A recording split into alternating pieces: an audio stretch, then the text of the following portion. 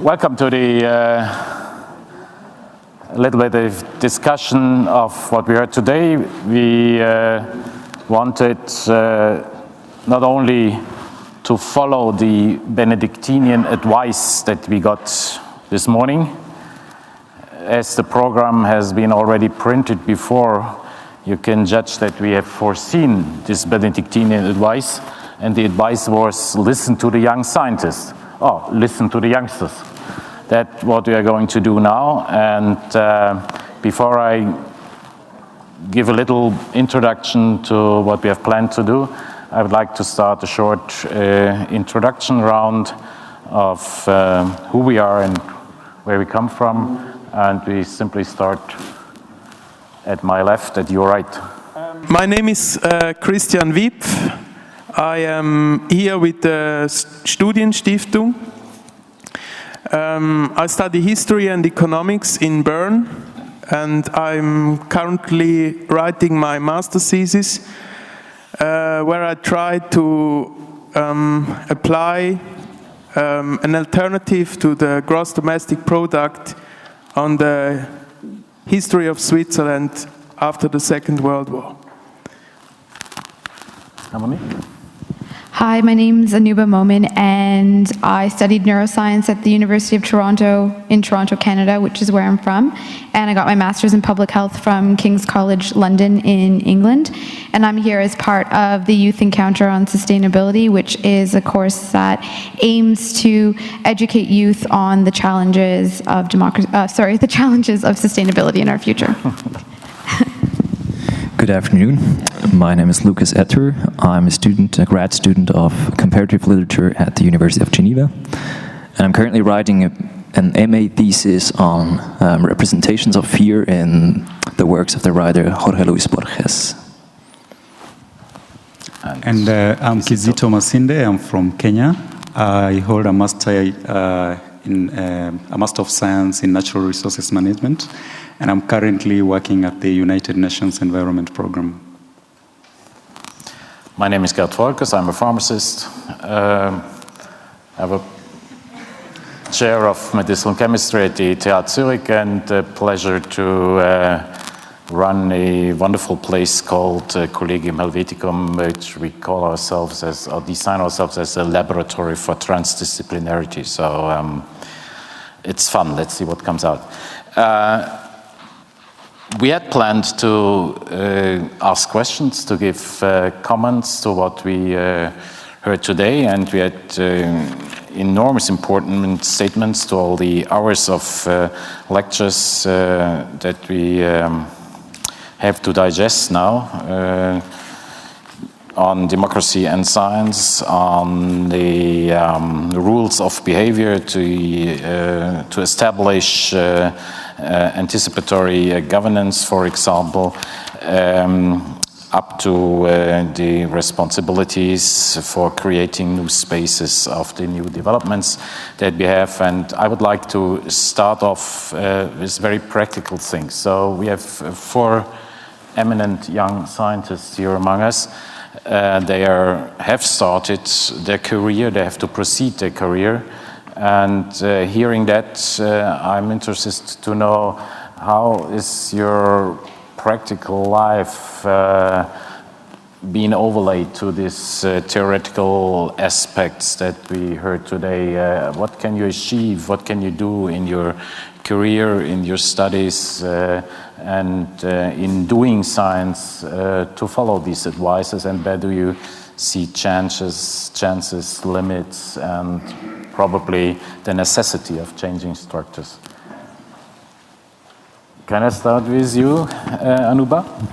Okay, so what I just sort of jotted down here is sort of the idea that the field of science and technology is constantly unearthing new information and redefining our understanding of ourselves and our world. However, the ability to understand the science, that the new science as it comes along, is often outside of the reach of the majority of people who are participating in a democracy, so non-scientists or lay people, and even even if you're within the scientific community, there's just a lot of information or not enough information or wrong information. And what I feel that this strips people of their ability to adequately confront questions of science and progress. So it has been suggested by Professor Barbin that we ought to implement adjustments in democratic institutions in order to address the future significance of science and technology in society. But what I ask is, what must change within the world or field of science so that it can be expanded to meet the needs of democracy, namely in order to create a demos that is capable of participating in the democratic deliberation of science and technology? More opinions on that? Well, my opinion on that is that it's not science that needs to change. Perhaps it's democracy that needs to change and embrace science. In my opinion, I think democracy, as it exists on two pillars. And one of the pillars is politics, the other one is governance. But we have seen that politics seems to guide governance a lot. Unfortunately, this politics has not demonstrated that it's able to make the lives of the citizenry better. On the other hand, science, though, as Professor Abel has mentioned, does not guarantee absolute truth. It provides the most plausible explanations of the events of our natural surroundings. And over the years in our history, science has demonstrated that it has improved the lives of the citizens. We can see this in medicine, we can see this in technology. My theory, therefore, is that we need to introduce a third pillar in democracy, and that is the pillar of science. This pillar, today, it exists, but our politicians or the politics prefer to turn a blind eye on it, only referring to it when it suits them, and blocking it from the public view or from their own view when it doesn't suit them. Therefore, democracy needs to change. It needs to bring in the pillar of science, and this science should now start directing governance, and politics should stay away from governance.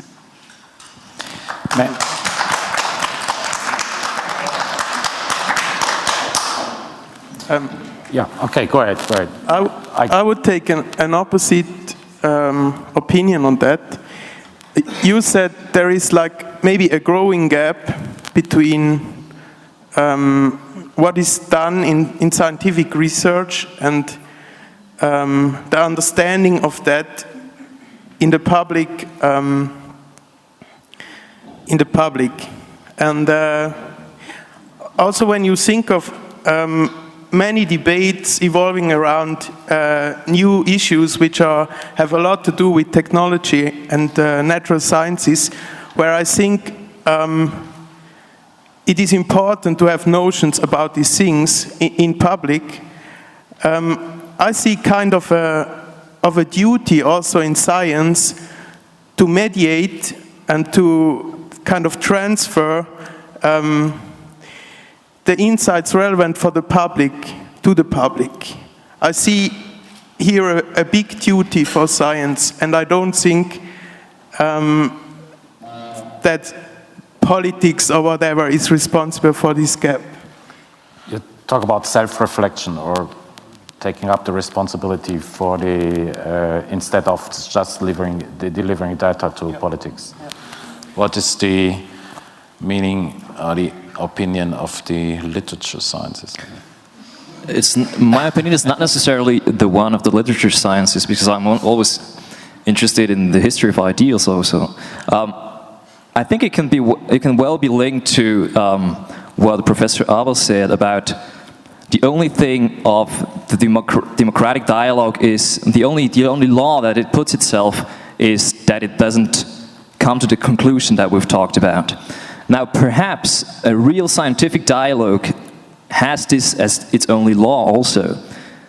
It is certain, I certainly agree with Professor Abel when he says that it also applies to science that there is a restriction to truth. And this restriction is not only contingent, but it's systematic. the only thing that can really be an absolute truth, perhaps, is that the dialogue, the scientific dialogue, is really a dialogue.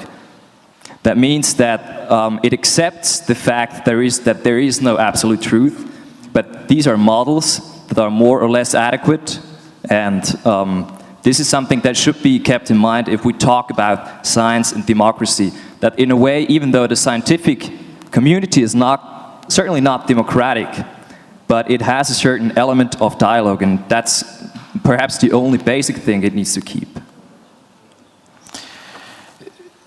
I want to make clear what do we mean if we talk about science? Do we mean basic sciences or natural sciences, or does science, if we talk about science, comprise also the humanities? In your argument, Kisito, I felt that improvement of the human condition had very much to do with antibiotics or infrastructure and nutrition and things like that. So, well, maybe I should clarify that science is not only regulated to the physical sciences. It's any body of knowledge that has structures in it to ensure that the information it brings out is testable, it's rational, it's objective. And that also includes humanities. And there's lots of advances that we've also received from the humanities fields that have propelled the human beings right from history. For example, the sociological studies that describe languages. It's from this that we are able to learn grammar. And these are important for the communication and understanding of human beings in a society. Thank you. We had a lot of acclamation when you stated that science should be brought into politics. Do we have a model how this should happen?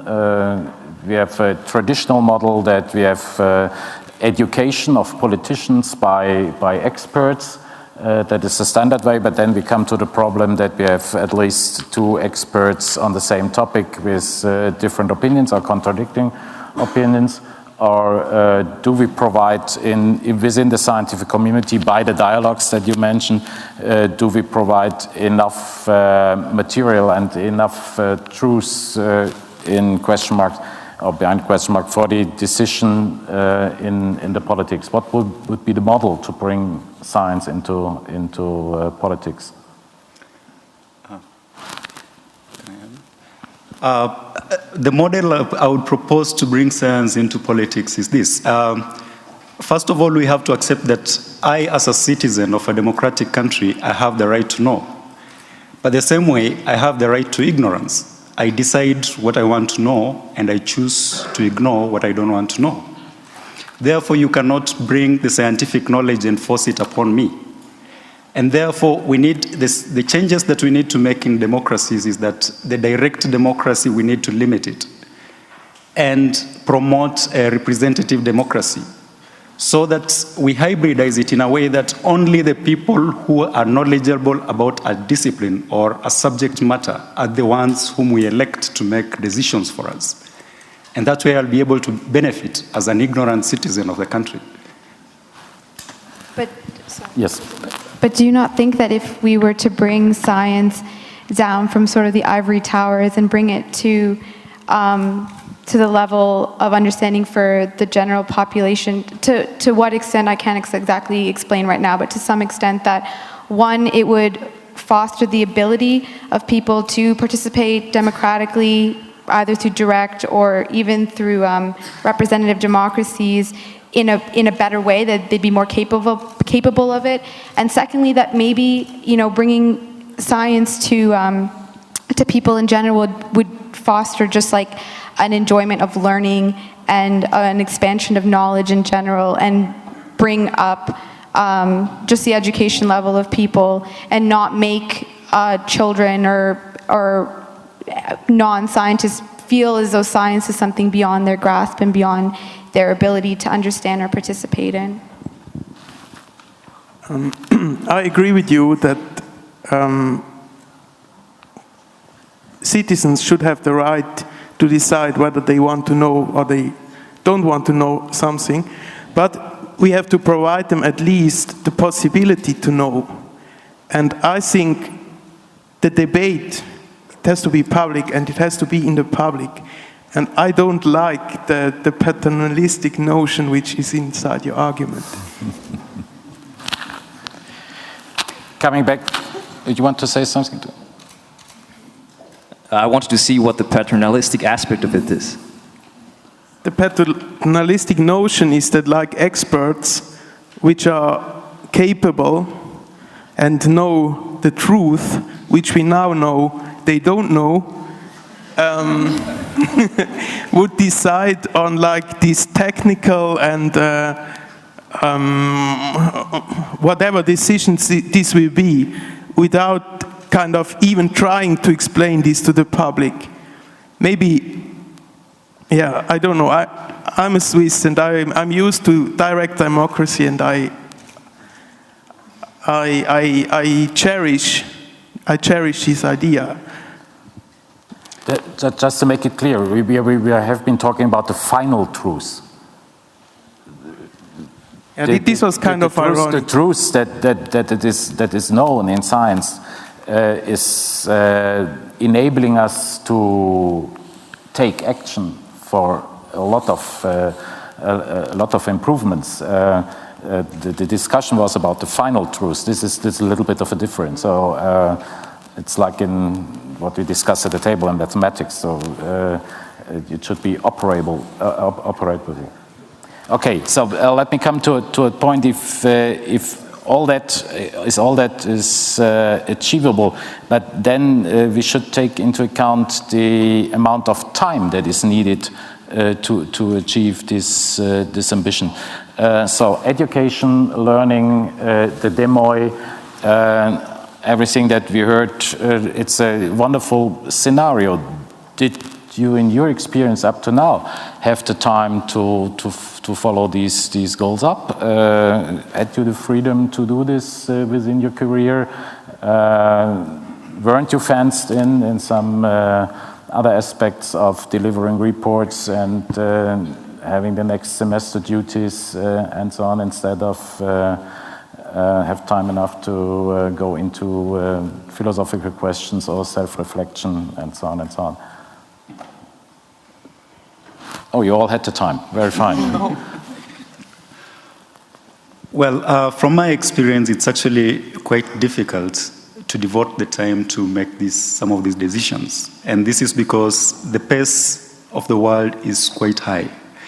There's lots of information that you have to master, and at the same time, there's pressures of work you need to deliver. For example, in the scientific field, you have to be churning out papers if you really need to remain relevant. And sometimes, even the information that comes from your particular field is just so much that you cannot be able to put up with it. So, but as a leader, from my perspective, in a democratic setting, leadership is a calling. And for me to take up a leadership position, to start making decisions on behalf of the citizenry, I need to take it up as a calling. And therefore, I have to abandon part of the speed in the world, all the information that I need to digest, and devote my time to representation and to decision making. And this is one of the faults that I find in our present democratic institutions. For example, in the country where I come from, that's Kenya, we have politicians who want to be leaders because of the kind of pride or the status it brings. And so they have no devotion to actually to make the lives of their citizens better. And if these changes, the model that I've suggested, take effect, then we are able to guarantee that the leaders who are going to take up their positions of responsibility will be actually accountable to their citizenry.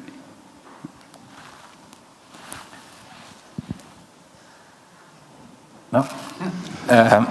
Sorry, I just wonder if the model that you have sort of pushes the responsibility, like it sort of removes responsibility from the citizen or the individual, and in certain cases that would prevent, that could hinder policies from being properly implemented? Like, both of us are coming from a sustainability background, where we know that individual behavior change is one of the biggest ways to address the challenge of sustainability. And if the citizens are not well informed and they don't understand the decisions that are being made at a higher level, they may not adopt them in their own day-to-day living. So how would you rectify that sort of gap in understanding?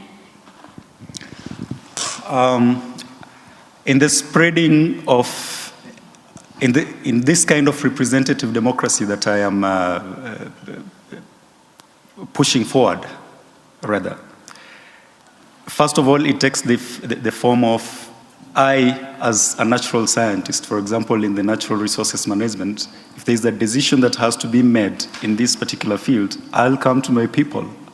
And the people have to decide if I'm the right person to make that decision or not.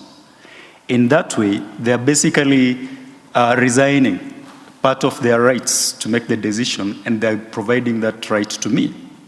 In which case, if I'm the one who is elected to make that decision, then they have no point not to trust me. Because the election process itself is based on trust. I elect the person I trust to be able to make the decisions for me. I would like to proceed with our next argument. Stop here for a while. I think we will come back to that. So it started by your opening remarks, and now I want to switch to Lucas. Are there more questions, inconsistencies that you saw over the day? I would still, if you allow me, I would still like to follow up on the question of having enough time. Fine. Having enough time for participating in a democracy goes parallel with having enough time with participating. I come back to it in a community of scientific research, be it science in the American sense of the term, or be it the humanities, because I do think that the two come together in the way that if we accept that there's no absolute truth, then there's a certain serendipity, there's a certain groping for truth, for new models. And this is really parallel to the way we participate in a democracy. Now, of course, this is very abstract, but I think the ideal case of a democracy is really that we do accept that this is a process, that we do accept that we have to leave out things. And there are temporal restrictions, there are spatial restrictions, there are restrictions in the way I can participate, but still I do have what you perhaps would like to call a calling. I do have a certain responsibility, I would like to call it, in that dialogue that we call democracy. So I don't think it's a bad thing necessarily if we don't have enough time to participate. It's really an inherent problem of the thing, which doesn't make it a bad thing. Yeah, there's a famous saying, I don't know from whom it is, but he said or she said once that, like, the necessity to act is always bigger than our ability to know in making decisions. And this is kind of the core problem of also what Mr. Abel said before, of decisions in general. Now that we have found out and nicely described that the responsibility is within us, and knowing not about the final truth was pointed out by Günther Abel, brings us in the position to take over these responsibilities. If I now go to the conference of Dr. Barben, who showed procedures and processes which, in my view, showed a tendency to externalize these responsibilities to institutions, to technical assessment centers. How would you judge upon that? That would definitely then not the way to handle this problem. I'm very skeptical about that, because I mean, you see many fields, you see that politics is more relying on scientific research, or like you make some reports or you make whatever. And in many cases, I just see kind of bureaucratic automatism at work. And the second thing is like, the creativity and the autonomy of science is very important. And I don't think we should like put this at stake too frankly. And I also think the inclusion of science in political processes is important, but it kind of can give us also like a false security. For example, the question of climatic change, I don't think there's another single problem where so much research has been done. And yet we have to be aware that political questions, they cannot be solved scientifically. They are political questions, they are not scientific questions. And so there's kind of I think there's a kind of a false security which this inclusion of science can bring. So that would be the danger of this model.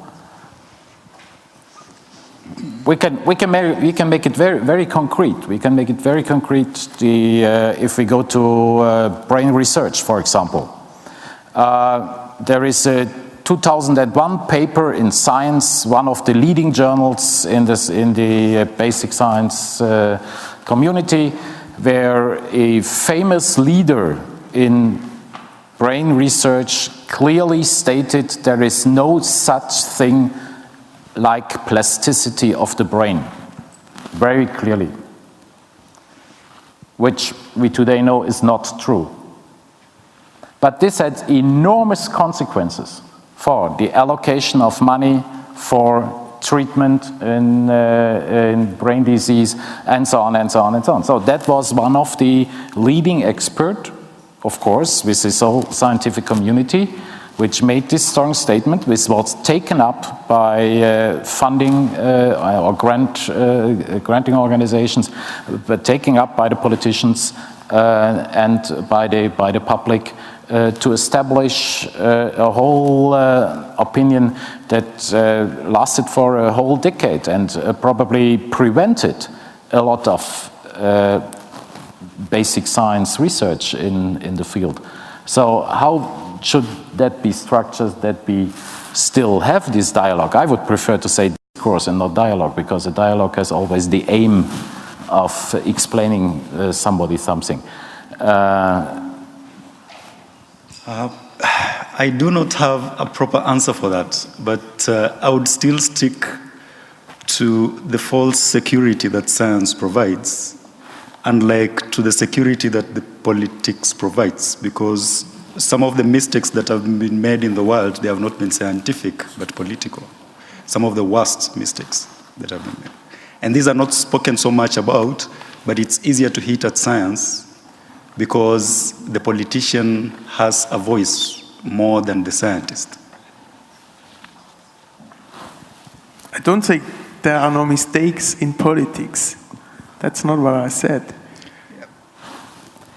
It's just a standpoint I was taking. We had foreseen that we asked the speakers that are probably still in the auditorium to shortly comment at more or less half of our round on that, what we said and what you said and what they heard. So let's start. I see Günther Abel here. Do you have comments on what you heard so far? And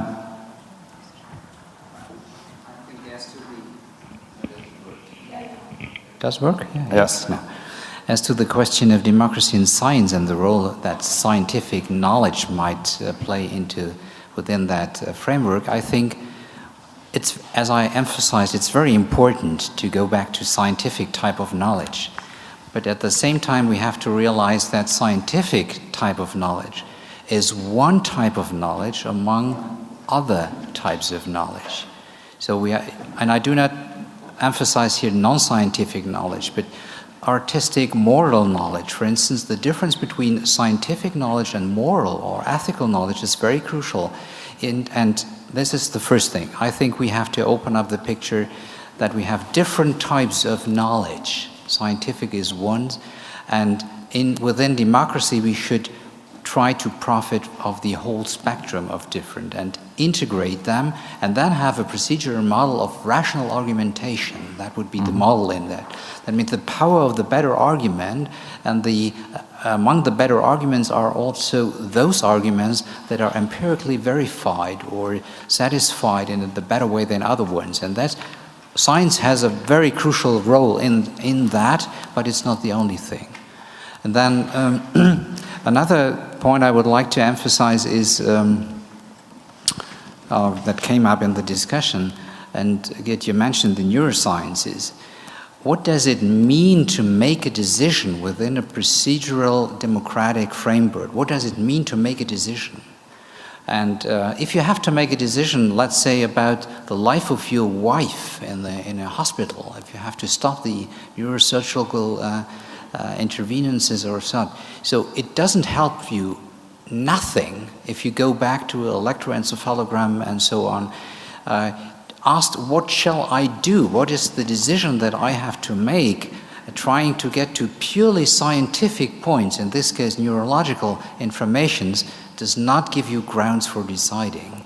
So that means the argument would be just to open up the whole question. And then within the third remark, within science, I think it's a very, very intriguing point that we have on one side, we have the public nature of the crucial scientific notions, notion of atom, molecules, neural assembly, and so on.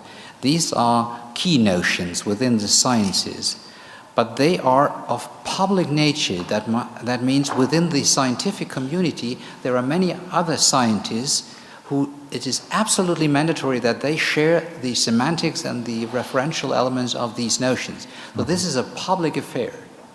It's not just a final truth affair. It's a public communicational, dialogical affair. And in that point, one might come up with the idea that we should have democracy within science. That is not possible.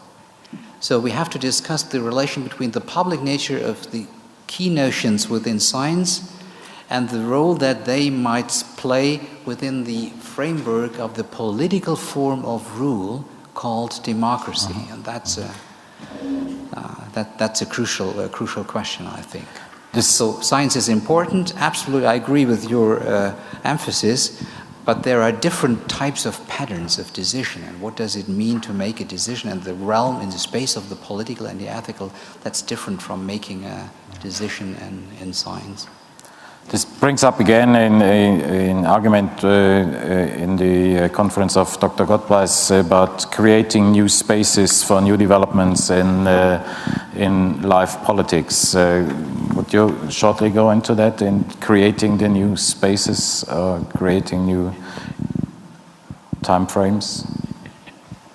Well, yeah, that's quite a big question. But I think I think one thing which we have heard in many of the presentations is the feeling that many things happen simultaneously. There are transformations, the rules of the game are changing, the relationship between science and society is being rethought. And I think we should have the courage to be a little bit more experimental when it comes to the thinking or rethinking the relationship between science and society. In many respects, I think if we sort of look back over the last decades, from the 60s, 70s on, and all these transformations which, for example, came in the life sciences through genetics and molecular biology, genetic engineering, etc., neuroscience, that there was always this argument that science is pushing ahead and society is somehow behind. And this sort of creates all sorts of conflicts. And my feeling is, and I think it would be also for me interesting to hear what the junior scientists here are thinking. What my feeling over the years is now that we are sort of in the middle of something like a generational shift, that I see more and more leaders of labs in the various scientific fields be much more aware of these new dynamics, and I see sort of a keen understanding emerging that there is this what's called the co-production of science and society operating today. Science cannot operate without society, and the other way around. And when it then comes to the issue of new spaces, I think we should have the courage or the energy to not just sort of to repeat the ideas of the past, but to think ahead, to create experimental spaces, to create sort of science and society experiments where we could explore sort of future avenues for operating this relationship between science and society. So, yeah.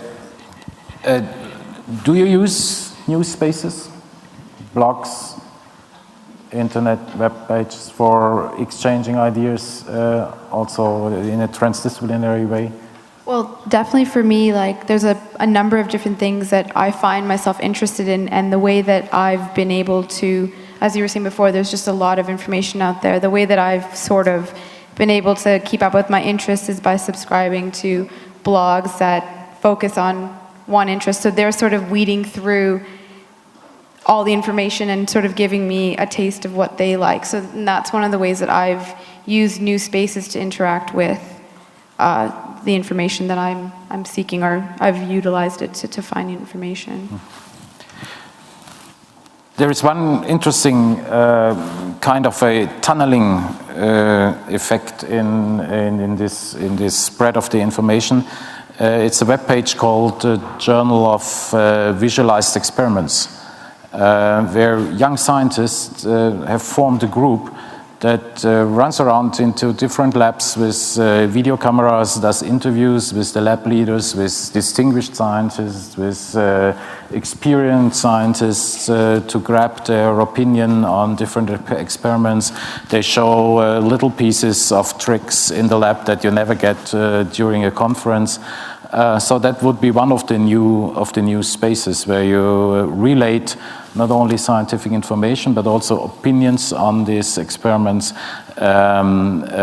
different views and different exchange possibility also to other sciences. And this is public, this is of no cost, and is just brought up by enough emotion of young scientists to get all their implicit knowledge and their hidden information spread around whoever is interested to use it. Would this be one of the ideas to bring science much better into public, to get the basic for this democratic behavior, for this voting, for decision making, and so on? Definitely, this is one of the spaces, and I mean, this is part of the spaces that have been provided by science through technology. And just to bring in another twist, we realize that these spaces transcend borders. They are international, and they are not limited to the nations as we know them.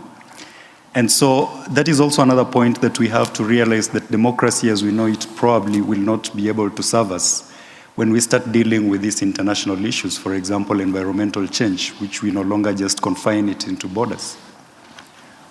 There is therefore a definite argument that democracy as we know it today within the borders has to change. And in my strong defense for science, I still say that science will be the best pillar to guide the governance in the democratic process.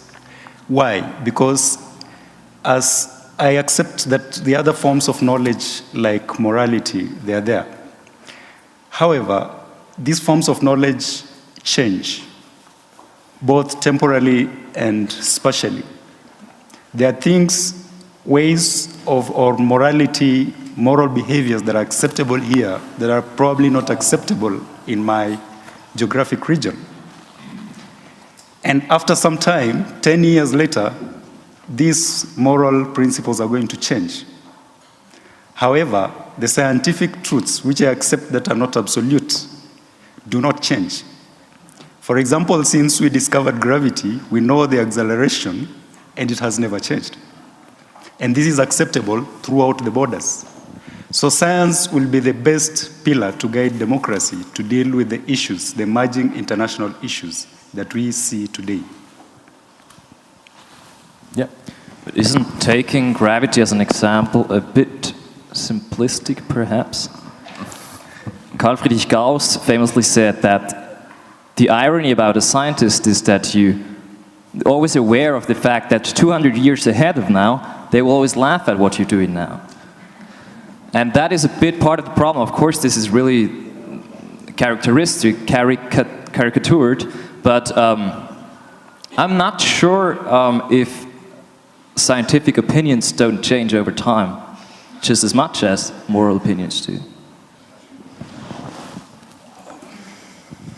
Nobody will laugh about gravity in 200 years. Not about gravity, perhaps. That is my conviction. Yes, that's what I'm saying. There are certain... there are certain axioms that we do take for granted, and it's obvious that it doesn't make sense to deny gravity.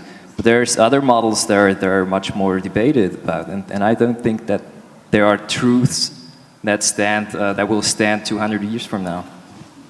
And I think a lot of times it's not so much what the science is telling us, it's not what we know science can do, it's sort of what we want to do with that science and with that technology that creates the debate and the problem. So that's... Perhaps just to take it a level higher so that it's not so simplistic, the question of climate change.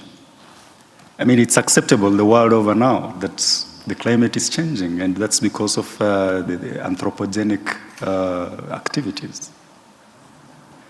And I don't know if it was a moral issue. For example, the issue of abortion.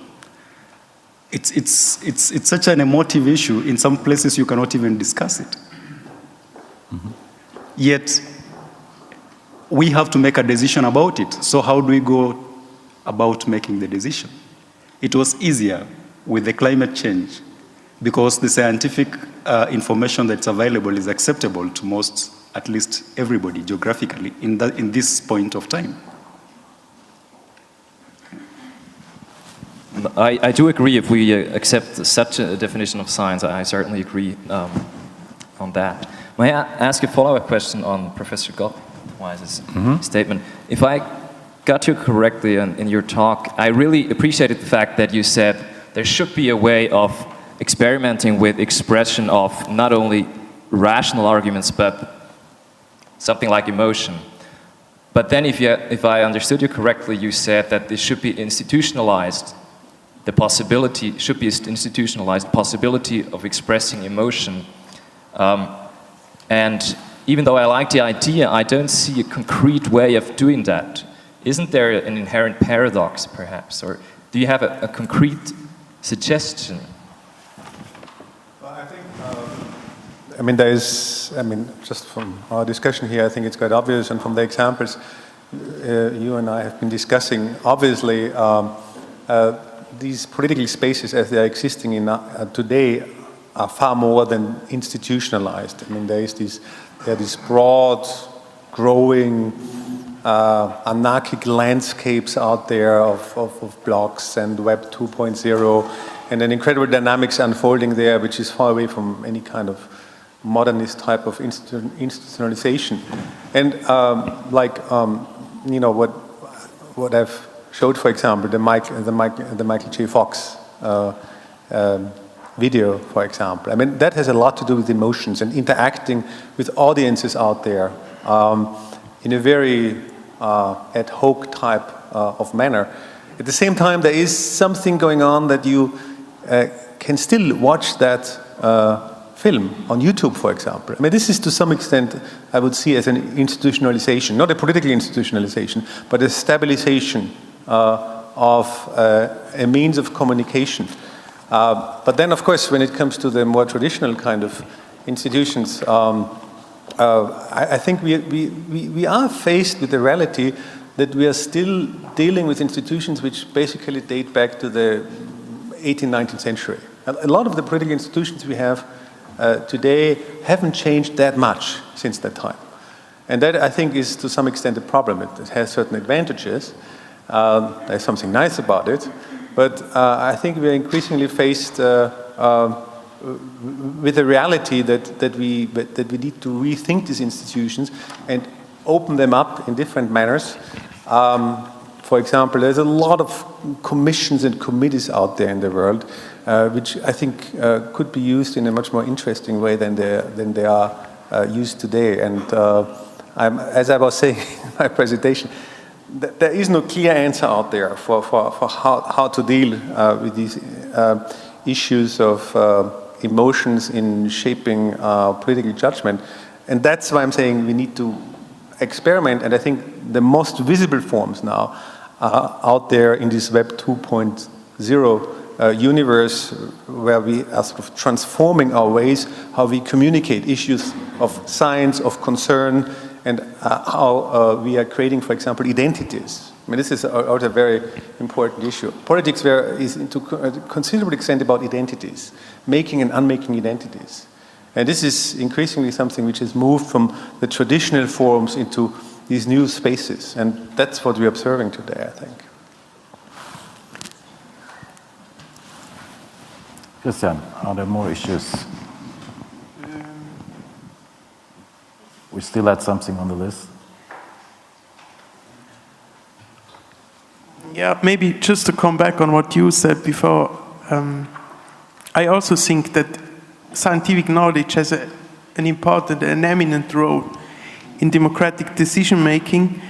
And as I said at the beginning, because this knowledge is like undisposable, it should be brought in to the democratic process. And it is, I see kind of an obligation or a duty for the scientist in the broad sense. I mean, natural scientists and all the other sciences, kind of an obligation to give answers to questions which arise in society and which concern society, and to bring in this knowledge. I see really an obligation there. I'd like to come to a final short round on what we heard this morning in the conference of Dr. Krisi. He said that science news, which may be not yet the same as knowledge, science news are a credence good. And then there comes this important role of the media that transports the credence goods to the public, to enable the public to make decisions or to help decisions or to vote for leaders. Funny? What's the C word? The credence good is if you read news about sciences, the first thing is you have no information whether they are true or not. You simply have to accept it for the moment. It's a kind of believing in it. So this has to do with trust that has been established by the scientific community, which is also an important point that we haven't discussed yet about. And then comes the role of the media, where it is spread. And again, you have to have trust that the reductionist presentation of this scientific news is the proper way to spread it. So how would you judge on this, or could that be improved? Should that be altered? What is your experience with that? Where do you get your information from? From Wikipedia? Do you trust Wikipedia? Is this a Except when it democratic? says citation needed, as long as it doesn't say citation needed. I might use Wikipedia. But my general response to media in general is the idea that we need to learn how to interact with the types of media we now have access to. And if you don't have any media literacy, if you don't know how to question sources, if you don't know how to take in conflicting news reports on different channels, then you're at a disadvantage in this highly media-driven world that we're in right now. I mean, you learn when you're studying in your undergrad what's like a reputable or usable source for your bibliography and what isn't. And we sort of need that kind of training, I think. Like, I think children need that kind of training to work their way through all the information that they do receive, not only in relation to science, but absolutely everything else that they receive information about, because they're absolutely inundated with media messages. And one of the most important things I think people need to understand about the media is that they are a business and they are trying to make money. And so their sort of reason to be is in and of itself is often questionable. So when they're offering you information, you just need to remember that they are trying to make money off it. Thank you. Final comments on that? I perfectly agree with that, and I think that this shows again that it remains an abstract problem, that we're defining democracy in a way that and a good democracy should be the one that allows people to have access to knowledge and to have access to schools. Of course, we all agree on that. And I'd like to give an example that really illustrated that for me this spring. The Clay Mathematics Institute that had these millennium questions for mathematicians, I think it was 7 or 9. Basically, they said whoever is going to be able to solve these problems, to prove the theorems, some of them were conjectures, is going to win a prize of $1 million. And the first of which, the Poincaré conjectures, have been solved. This is now agreed by a Russian mathematician called Perelman. Yeah. And the debate that went on on the annual encounter they had in Paris this spring of the society was really centered around this problem on a meta level, whether or not there is absolute truth. I mean, it comes back to this again and again.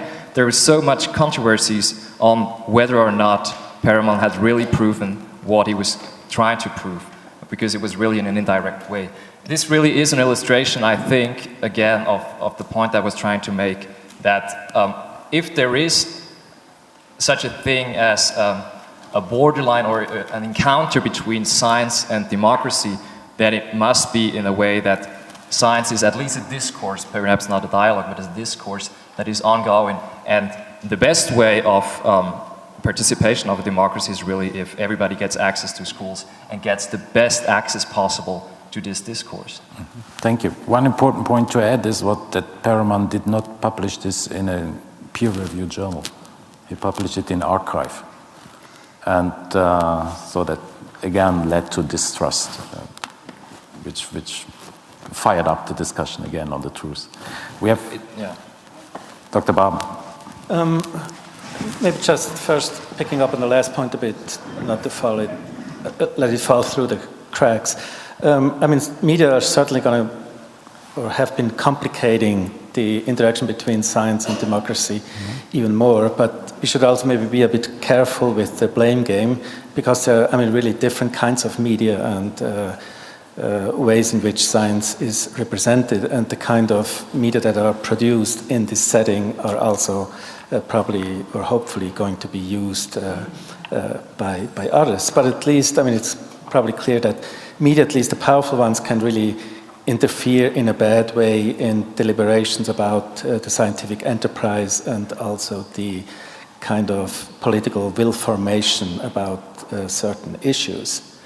As regards the previous discussion, I found, I mean, most of it quite intriguing, except maybe for those parts that operated with clear distinctions or even like juxtapositions between science and democracy. I think that's too simple. And I liked more those that were trying to, show the interconnectivity. So, for example, first of all, science is an institution of democracy. Science had to be freed from the influence of church, first of all. That's maybe also something that needs to be remembered. And that's something that nobody really would accept anymore. And nobody would accept like a government committee deciding on what's the scientific truth. Like a Lysenko type of, for example, what is the right genetics? That's a scientific affair. Although, there are still people who say evolution is wrong and have creationism, and there's obviously even a group who still claims that the world is flat, and who obviously still are not willing to accept certain basic facts. And that's also an interesting phenomenon to understand how do these kind of communities come about. But as others previously have said, the interesting question is also to what extent is scientific, or what's the realm of scientific expertise? And I think in certain domains, we have to acknowledge the diversity of knowledges. For example, also in different institutional contexts, of course, when the question is, what are the risks of genetically modified organisms, then it's a question of plant genetics, ecology, etc., etc., etc. But the question of what kind of agriculture do we want to have, and what kind of environmental or global justice might it best support, and what is sustainable, that's not a question that is up to scientific expertise alone. They're certainly an important voice, and also like life and death decisions. Scientists can help create safe ways of creating life, and also improve the understanding of how and why life comes to an end. But the question of what is acceptable in terms of intervention shouldn't be up to professional bioethics who claim to be scientists. So I think, these are also like controversies or discourses going on that really try to define what kind of demarcations. And since you indicate that it should come to an end, I would only like to say, also the power, science is a powerful thing. And what we've learned, for example, and I think what is also not acceptable anymore, is to say, okay, we do free science is accepted, and you do the application. We develop the bomb, you throw it, I'm not responsible, you are, because you threw it. Just one final remark as regards anticipatory governance. I think these later approaches to technology assessment try not to do it as an externalized thing, for example, like parliamentary committees, but to try to bring it into the scientific expertise and have the brains of the scientists and engineers being part of it. Okay, thank you. It was not a blame game. It was an example of parrhésie, as we learned this morning. Free and honest speech. Thank you very, very much to 4 youngsters, and hands for them all. Thank you.